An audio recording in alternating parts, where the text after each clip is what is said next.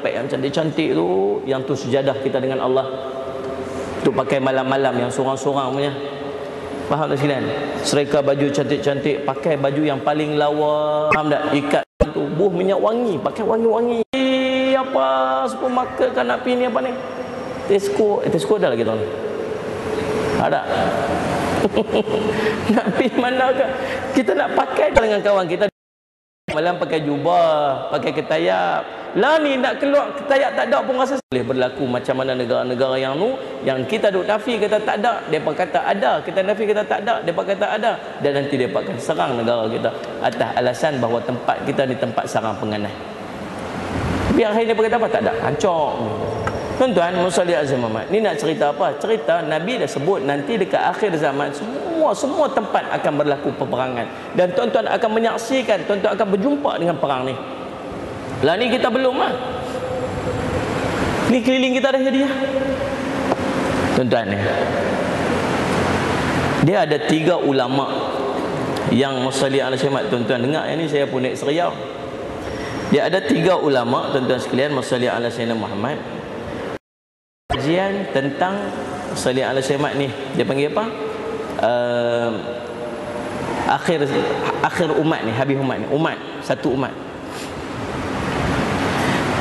Tuan dengar elok. Nabi cerita tentang kita ni ada 5 fasa.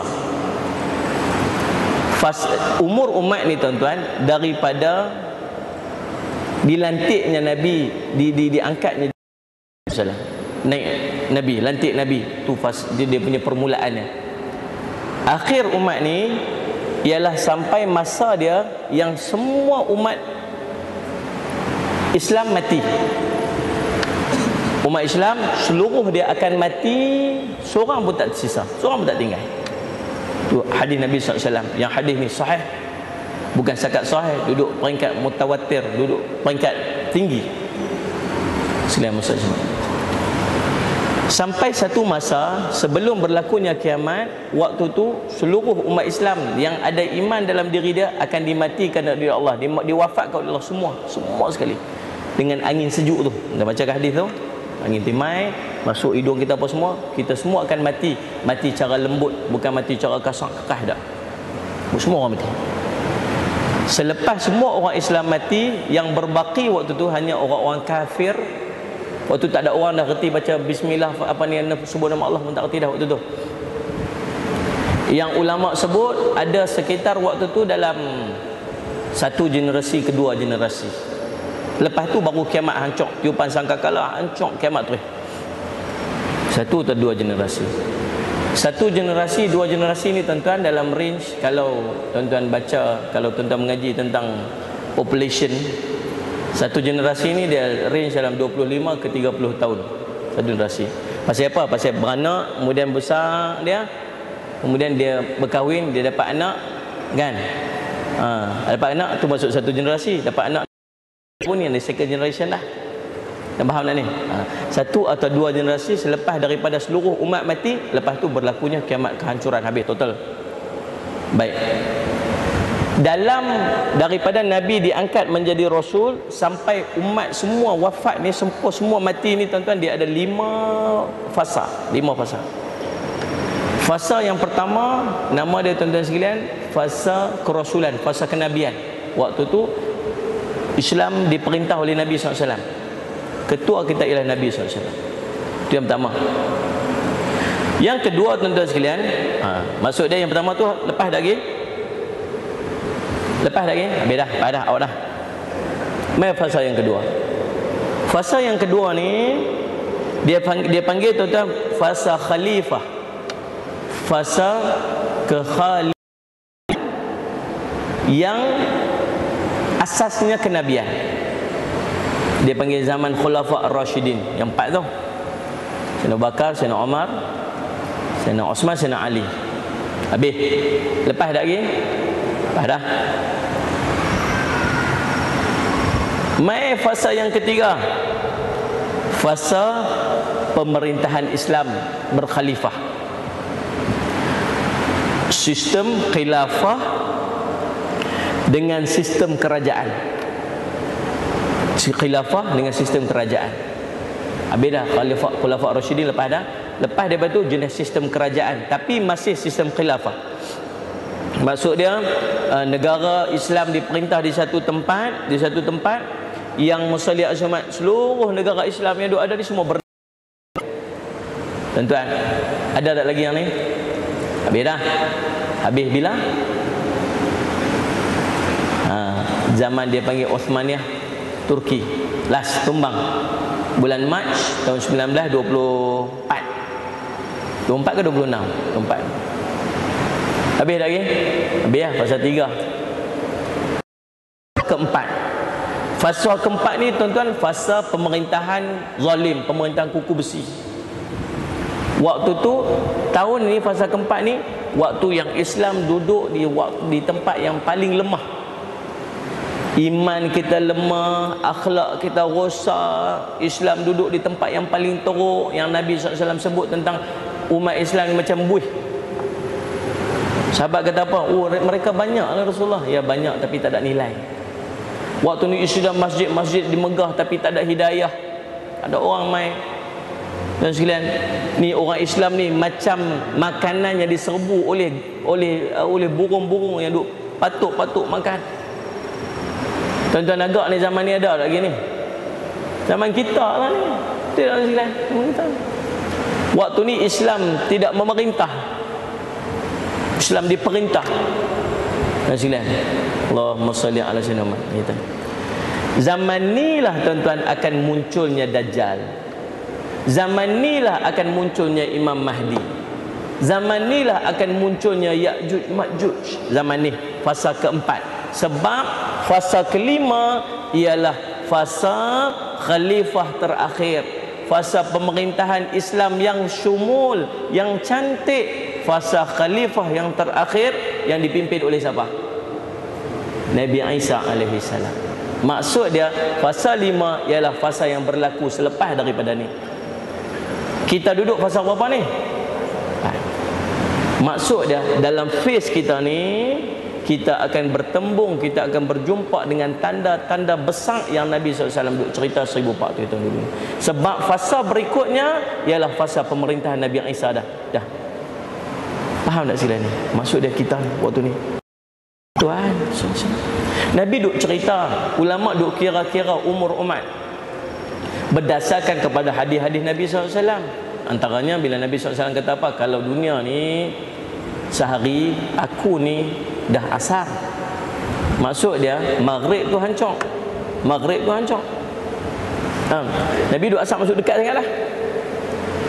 Ada berapa hadis yang lain menceritakan, ulama kira. Ada 3 ulama yang masyhur yang kira. Yang pertama Imam Suyuti. Imam Suyuti dia sebut umur umat ni range lebih kurang 1500 ke 1600. Baik. Yang kedua tuan-tuan Ibnu Hajar Al-Asqalani. Bukan. Yang kedua maksud dia semat ni Ibnu Rajab Al-Hambali. Ibnu Rajab Al-Hambali dia kata range umat sallallahu alaihi wasallam Muhammad 1400 tak sampai 1500. 1400 tak sampai 1500. 1400 tak sampai 1500. Yang lebih spesifik, lebih tepat, bukan lebih tepat, lebih spesifik dia punya angka dia ialah Ibnu Hajar Al-Asqalani dalam kitabnya Ijarah. Dia sebut apa tuan-tuan sekalian? Ustaz Ibnu Hajar sebut, Imam Ibnu Hajar Al-Asqalani dia sebut umat ni panjang dia sampai diwafat semua lah. Bukan sampai kiamat tu dia sampai diwafatkan seluruh umat. Orang Islam semua mati waktu tu. Maksud dia umat Muhammad, umat Islam dah habis. 1476. 1476. Kira? Lah ni berapa? 1436. Tolak 1476 tolak 1436 40 tahun. 40 tahun. Yang tu diambil daripada peristiwa hijrah. Kan disebut tadi daripada diangkatnya Nabi menjadi Rasul. Tolak lagi 13 tahun. Ingat? 13 tahun sebelum hijrah Nabi SAW. Tinggal berapa? Tinggal 27. Betul? Lebih kurang. Dalam masa 27 tahun inilah, kalau mengikut ni perkiraan daripada Ibnu Hajar Al-Asqalani lah, tuan-tuan, bukannya maksudnya bukan tadi kata tak tahu, ni macam mana kata boleh tahu? Tak, bukan boleh tahu, ni dia punya, tuan-tuan sekalian, perkiraan yang dibuat oleh ulama supaya kita buat preparation. Tuan-tuan sekalian, berdalilkan kepada hadis-hadis Nabi, berdalilkan kepada perkataan-perkataan Nabi, berdalilkan kepada sumber-sumber Quran dan hadis Nabi SAW. Dia kira-kira ni waktu ni. Maksudnya, tuan-tuan, dalam masa 20 berapa tahun inilah tuan-tuan akan menyaksikan munculnya Imam Mahdi, tuan-tuan akan menyaksikan munculnya Dajjal, tuan-tuan akan menyaksikan munculnya Ya'juj Ma'juj, tuan-tuan akan menyaksikan turunnya Nabi Isa alaihissalam. Oi, tuan-tuan sekalian, salli ala sayyidina Muhammad. Tak termasuk sekali dengan pemerintahan Nabi Isa alaihissalam. Masya-Allah. Tuan-tuan seriau dah bunyi. Seriau, tuan-tuan. Tak, pasal tanda memang duduk depan mata kita lah. Tanda duduk depan. Saya berapa hari lepas saya ceramah di Bentong. Mak saudara sakit kat sana, saya pun pergi ziarah dia. Sambil duduk ziarah tu sama duduk tunggu tu, depa kata, "Ustaz mai Bentong." Ha, tak apa, kami set ceramah sekali kat sana. Depa pantang jumpa kita pi. Ni kan saya. Tuan-tuan, lepas tu waktu duduk tunggu nak masuk wak tu, saya duduk bacalah surat khabar dekat luar tu. Cerita, tuan-tuan, tak tahulah, Allahumma shalli alaihi wasallam, tuan-tuan. Cerita waktu tu saya baca artikel tentang El Nino. Baik. Dalam artikel tu dia kata, saya duk baca, duk cari penting, dia kata El Nino ni dijangka akan berlaku hujung tahun ni atau awal tahun hadapan. Tuan-tuan, kalau hujung tahun ni dan awal tahun hadapan, yang length dia, yang jangka masa kering itu panjang 8-9 bulan, dia kata. So, dia Syekh Muhammad, maksud dia duduk pada tahun berapa hijrah? 1436. Tuan-tuan ingat tak 1435 kita dah berjumpa dengan satu kering? Betul tak? Dan tuan-tuan buat sunat istisqa, seluruh Pulau Pinang buat sunat istisqa, ingat? Yang kering waktu tu, empangan-empangan kering. Tuan-tuan, kita takut, kita risau sebab dia bertepatan dengan hadis yang nak cerita tentang tanda nak munculnya Dajjal. Tahun pertama kita akan berhadapan dengan kering, Allah sekat langit 1/3. Tahun kedua Allah sekat langit 2/3. Pula dah kita dah hari tu berjumpa dah dengan satu kering yang kita saksi sendiri. Mai tahun kedua, tuan-tuan, ni depa duk jangka, depa duk predik, kita harap tak jadi. Kita kalau boleh jangan, tuan-tuan angkat tangan doa lah, jangan bagi jadi. Tapi kalau jadi, dia signifikan sangat dengan hadis Nabi yang cerita tahun kedua kamu akan berjumpa dengan kering yang lebih panjang 2/3. Tahun ketiga, kalau kering lagi panjang, tahun itulah tahun munculnya Dajjal. Tak, memang kita duduk dalam pasal ni. Dah nampak tak ni? Allahumma salli ala sayyidina Muhammad, tuan-tuan sekalian. Risau. Saya takut, tuan-tuan, sungguh. Saya duduk cerita, tuan-tuan, saya risau. Saya menyaksikan sendiri bulan lepas ni. Minggu kedua bulan lepas, malam ada gerhana hari tu. Waktu tu saya kuliah kat Kuala Lumpur. Tuan-tuan, salli ala sayyidina Muhammad. Malam gerhana tu, keluar pergi singgah makan. Tengah-tengah duduk makan, tiba-tiba bunyi meletup-letup, pom bunyi. Bunyi 5 letup. 5 atau 6 letupan. Semua orang terpinga-pinga, cengak-cengak. Ni saya dengar sendiri. Dan sekarang waktu tu takut. Bunyi apa ni? Tak tahu. Semua orang duduk cari bunyi apa, tak tahu. Kemudian salli ala sayyidina Muhammad. Baliklah pakat-pakat dengan persepsi masing-masing lah. Besok tu ada ceramah lagi satu kat Kepong. Saya duduk tengok Facebook, tengok ada orang di Sungai Petani cerita tentang meletup. Ada orang di Sungai Petani, dia cerita dia dengar bunyi meletup tu. Dia pun pelik. Saya duduk Selangor, saya dengar, di Sungai Petani pun dengar. Saya pun post dalam Facebook saya, siapa ada dengar bunyi meletup malam tu, pukul berapa, bagi tahu dekat saya lokasi dan waktu mana. Tuan-tuan, seluruh Malaysia cerita dengar bunyi yang sama. Oh, masya-Allah. Dan semua dengar cerita, describe bunyi sama, cuma waktu beza. Ni apa Allah nak bagi ni? Allah nak signal apa ni? Tak tahu. Pelik, takut. Risau. Tiba-tiba sahabat post dekat dalam Facebook saya, dia tag saya bagaimana report yang dikeluarkan di US, depa detect bunyi bom juga, tapi tak tahu sumber. Dia panggil unidentified boom sound, tak boleh trace. Depa fokus pergi ke langit, depa jumpa debris, dia panggil debris. Dia ada macam benda-benda hancur duduk berimpun ke atas langit. Depa kata ni kah sumber dia? Tuan-tuan, saya pun tak tahu.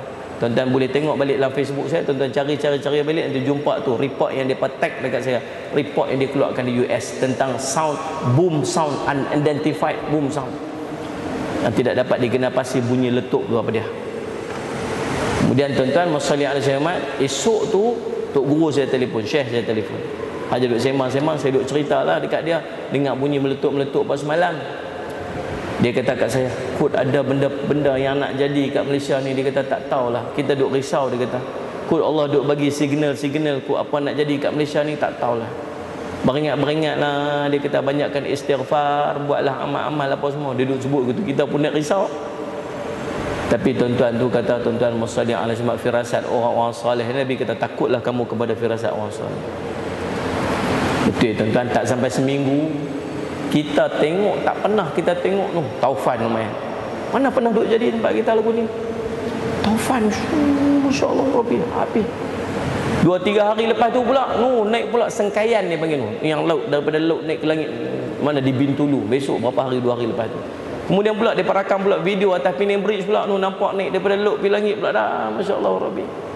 Video. Lepas tu pula tak apa hari pula dekat mana? Dekat Kelang. Yang kawan tu tengok pun dia pun azan takut sangat jadi qamat azan dia tu. Ingatlah. Silakan. Lepas tu pula tuan-tuan sekalian masa Jumaat tu, Allahu Akbar. Tak apa lama tu jadi pula dia. Kemarin jadi lagi satu. Kemarin ke hari ni? Kemarin lagi satu. Allahu Akbar. Syekh saya kata apa? Dia kata tak berhenti ni, duk main lagi. Nak main lagi. Allahu Akbar. Takut kita ni. Benda-benda yang kita tak pernah tengok duk jadi dekat dalam ni. Tahun ni lah turun saji di tanah Arab. Tahun ni lah tuan-tuan tumbuhnya ayak macuk tu, ayak macuk-macuk di bukit-bukit di tanah Arab. Tahun ni lah tuan-tuan masalli ala sayyidina Muhammad keringnya sungai Furat, gambar-gambar tu ada. Sungai Furat yang Nabi SAW cerita nak kering kat kiamat tu. Tahun ni lah kering yang tumbuh rumput-rumput dah atas dia. Sekedar Muhammad. Semua duk cerita yang Nabi duk cerita dulu ni tahun ni. Kita takut ni kalau dia mai tanda besar kiamat, satu dia akan mai pro macam ni. Macam masa tasbih yang putih dia satu. Kita harap bukan zaman kita. Kita harap 50 tahun kan, kita dah mati lama dah. Kita harap bukan kita zaman kita, tuan-tuan sekalian. Tidak. Tapi kalau dia sebab tu tuan-tuan, bila main macam-macam ni yang Nabi duk sebut dekat kita, akhir zaman, fitnah yang sangat besar yang duk jadi. Tuan-tuan, Nabi suruh duduk dekat dengan jemaah Islam, duduk dekat dengan kelompok-kelompok orang-orang Islam. Maksud dia apa? Tuan-tuan tak boleh lepas ni, keluar ni daripada grup-grup orang duduk mengaji ni. Guru yang bersama dengan kita ni, ada tok-tok guru, ada ustaz-ustaz yang boleh duduk bimbing kita, ada ulama-ulama yang boleh duduk pimpin, duduk bimbing kita ni. Sebab kita tak tahu ni, kita tak tahu. Kalau orang tak tegur kita, kita boleh tersalah jalan, kita boleh tersilap. Tuan-tuan cuba bayangkan tiba-tiba muncul Imam Mahdi, seorang lelaki yang mengaku dia Imam Mahdi. Tahu kecoh-kecoh ada seorang berbaiatlah kepada dia Imam Mahdi, dia duduk, tuan-tuan sekalian. Agaklah kalau kita tak duduk dengan orang-orang, tak duduk dengan alim ulama, apa kita nak buat betul? Kalau tak ikut lagi, kalau ikut kok silap, kalau tak ikut macam mana? Kita dah confuse, kita dah keliru. Sebab tu Nabi suruh waktu ni tuan-tuan kena duduk dengan alim ulama, duduk dengan depa. Biar depa tuan-tuan sekalian tolong buat keputusan bagi pihak kita, sebab kita ni jahil, kita tak tahu apa. Faham tak? Jangan duk jauh-jauh, jangan duk jauh-jauh waktu ni. Jangan duk seronok aja noh. Fitnah macam-macam duk main ni sampai kita tak tahu. Hatta halimun hairan. Hatta orang-orang yang halim, orang-orang yang ada ilmu pun keheranan. Tambah kita yang jenis tak ada ilmu apa ni. Faham tak sekalian? Sebab kita berada pada waktu dan ketika yang sangat besar fitnah dia. Faham? Tu tuan-tuan sekalian. Sebab ni Nabi dah cerita. Kemudian Nabi kata apa tuan-tuan sekalian? Nabi kata wa antaral hufatal uratal alata ri'a asya'i yatatawwaluna fil bunyan, dan kamu akan melihat orang-orang yang tidak berpakaian, tidak bermakai kasut pengembala kambing. Mereka ni berlumba-lumba untuk buat bangunan-bangunan tinggi. Jadi tak lagi? Jadi dah Dubai tu tuan-tuan, dia bukan ada negara asal tu. Dubai ni tuan-tuan, depa ni kelompok-kelompok tuan-tuan, pengembala-pengembala kambing. Lah ni tuan-tuan, saya ingat saya pergi kat sana, saya pernah buka office kat sana tu, dekat Sharjah, dekat tepi Dubai tu, Sharjah, duduk kat situ. Tahun 1992 kot dia ada, negara depa tu hanya ada 11 bangunan, yang paling tinggi pun 12 tingkat tahun 92 95.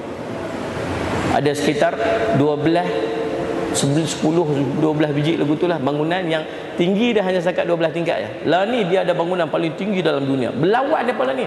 Lepas dia buat Abu Dhabi buat, lepas Abu Dhabi buat Saudi nak buat. Dan depa ni semua tuan-tuan asal daripada pengembala kambing. Tuan-tuan pi dekat Dubai, tuan-tuan tengok depa duk tunjuk sejarah Dubai tu tuan-tuan sekalian. Depa duk tunjuk awalnya Dubai ni padang pasir kering kontang, dan depa ni nomad, depa ni pengembala kambing. Betul. Sebiji macam Nabi SAW cerita. Antara tanda kiamat satu lagi tuan-tuan sekalian, ialah kamu akan melihat ni bangunan yang tinggi mencecah gunung dekat dengan Kaabah. Nabi sebut bukit-bukit di Mekah tu berlubang-lubang, Nabi sebut. Ni semua tak masuk akal sahabat ni. Sahabat tak kerti fikir waktu tu. Mana nak tengok bangunan tinggi, depa sakat rumah 2 tingkat je, buat daripada batu-batu tu sekalian. Macam mana nak buat bangunan tinggi macam ni, tinggi gunung ni. Tinggi gunung. Pelik. Tapi kita tengok lagi. Tengoklah Nabi SAW. Pelik kita orang Arab ni pun tuan-tuan. Dah Nabi sebut janganlah buat tau. Nabi sebut yang tu janganlah hampa pergi buat. Tak dia pergi buat. Pasal apa? Pasal nak membenarkan kata Nabi SAW. Bukan kerja mereka buat tak buat ni tuan-tuan. Allah dah gerak hati mereka untuk buat. Pasal ini tanda kiamat yang mesti jadi, pasal Nabi sebut. Nabi kata apa? Bila naik je bangunan tinggi tu yang mencecah gunung dekat dengan Kaabah tu, waktu tu bayangan as-sa'ah ini mula menepuk-nepuk Kaabah. Bayangan as-sa'ah ni mula menepuk-nepuk. Maksud dia apa? As-sa'ah ni dua maksud. Satu, as-sa'ah juga maksud jam. Betul tak? Betul? Hebat Nabi Nabi sekalian. Maksud dia semana. As-sa'ah juga maksud apa? Kiamat. Maksud dia bila ada bangunan yang tinggi, waktu tu bayangan kiamat ni dah mula tepuk, dah sampai dah. Allahumma shalli alaihi tuan-tuan. Cerita dia nak buat lagu mana? Dekat dengan orang-orang alim, duduk bersama dengan alim ulama, duduk dengan kelompok-kelompok orang-orang agama. Sebab kita tak reti nak decide dah diri kita pada waktu ni. Kita kena duduk dengan orang-orang yang boleh tolong kita, yang boleh tolong buat decision dekat kita atas ilmu yang Allah bagi pada mereka. Faham tuan-tuan sekalian? Habis. Kemudian tuan-tuan sekalian, Musa Jamat dia kata thumman talaq.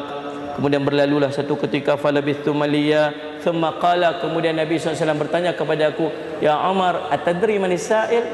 Wahai Umar, kamu kenal ke siapa yang tanya tadi ni? Kata dia, Allahu wa rasuluhu alam. Allah dan Rasul saja mengetahui. Lalu Nabi kata apa? Qala Nabi kata apa? Nabi kata fa innahu Jibril. Itu ialah Jibril. Atakum yu'allimukum dinakum. Dia datang kepada kamu untuk menceritakan kepada kamu tentang agama kamu. Faham? Jadi itulah dalilnya bila ulama sebut apa yang dibincangkan dengan Nabi dan dengan malaikat Jibril itu dia panggil rukun kepada agama. Apa dia rukun pada agama tu? Yang pertama rukun Islam, yang kedua rukun iman, yang ketiga ihsan, dan yang keempat ilmu tentang kiamat. Sebab dia merupakan satu benda yang sangat dahsyat, yang sangat besar, yang kita sangat-sangat memerlukan kepada ilmu untuk berhadapan dengan dia. Habis tuan-tuan sekalian, cukup sekadar itu untuk hadis ni pada malam ini.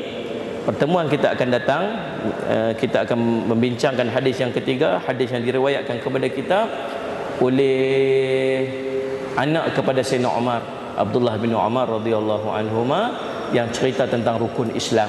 InsyaAllah pertemuan kita akan datang. Cukup sekadar itu. Saya minta maaf jika ada sebarang terkasar bahasa tersilap bicara. Aqulu qawli hadza wa astaghfirullah li wa lakum. Wassalamu alaikum warahmatullahi taala wabarakatuh. Bismillahirrahmanirrahim. Alhamdulillahi rabbil alamin. Wassalatu wassalamu ala rasulihil amin. Sayyidina Muhammadin wa ala alihi wa sahbihi ajma'in. Allahumma faqihna fid din وعلمنا التأويل واجعلنا من عبادك الصالحين واهدنا الصراطك المستقيم اللهم أرنا حق حقا وارزقنا اتباعه وأرنا باطلا باطلا وارزقنا اجتنابه اللهم اغفر لنا ذنوبنا ولوالدينا وارحمهما كما ربونا صغارا ولجميع المسلمين والمسلمات برحمتك يا أرحم الراحمين. اللهم مقلب القلوب ثبت قلوبنا على دينك وعلى طاعتك. اللهم إنا نعوذ بك من عذاب جهنم من عذاب القبر من فتنة المحيا والممات ومن فتنة المسيح الدجال. صلى الله على سيدنا محمد وعلى آله وصحبه بارك وسلم والحمد لله رب العالمين. تقبل الله منكم.